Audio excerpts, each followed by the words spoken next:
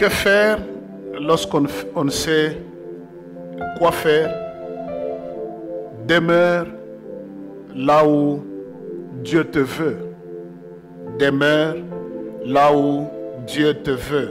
Exode 14, partie de 1, la Bible dit, l'Éternel parla à Moïse et dit, parle aux enfants d'Israël qu'ils se détournent et qu'ils campent devant Pi-Hahiroth entre Migdol et la mer vis-à-vis de Baal-Tsephon.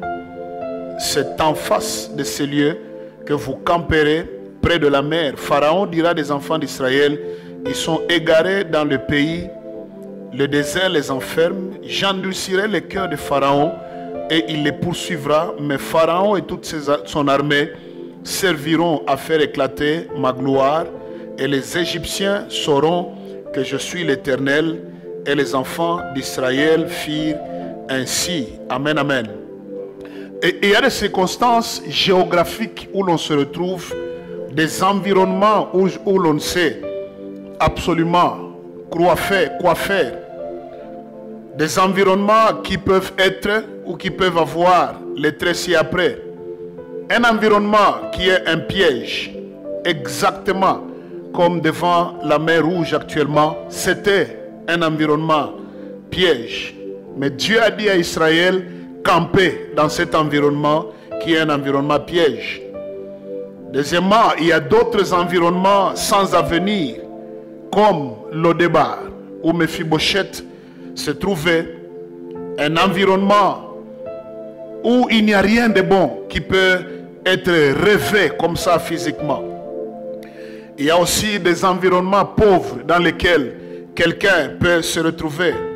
C'est le cas de l'environnement comme Sarepta. Il y avait une pauvreté, il y avait une crise quand Dieu y a envoyé Élie, le prophète.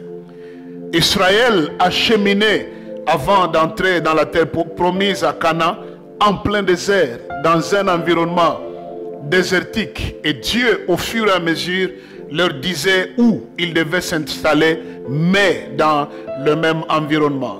Il y a des environnements qui sont des environnements sans issue, comme Pi-Hahiroth, et il y a des environnements qui semblent être également un environnement qui est comme un obstacle à la vision claire et nette que le Seigneur t'a donnée.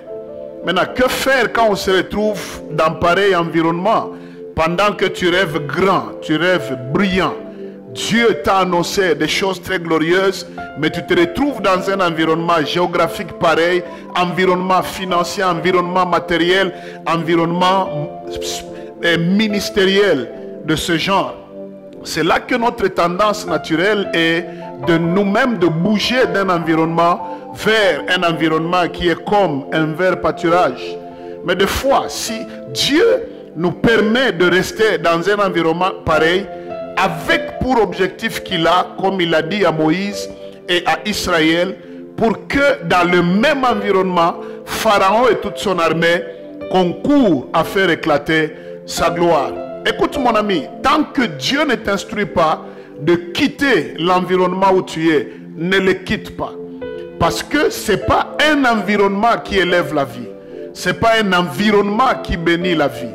Ce n'est pas un environnement qui est la garantie absolue du décollage dans la vie. Mais c'est Dieu dans un environnement qui peut faire la différence. Si Dieu te voit dans un environnement, il te place dans un environnement, c'est là qu'il va se révéler à toi. Il s'est révélé à Israël devant un environnement piège, où il y avait des montagnes de gauche à droite, la mer Rouge devant, Pharaon derrière. Il leur a dit, ne bougez pas, c'est là que vous verrez ma gloire. Je voudrais t'encourager, toi qui obéis à Dieu, en te localisant dans un environnement où Dieu t'a placé. Demeure dans cet environnement.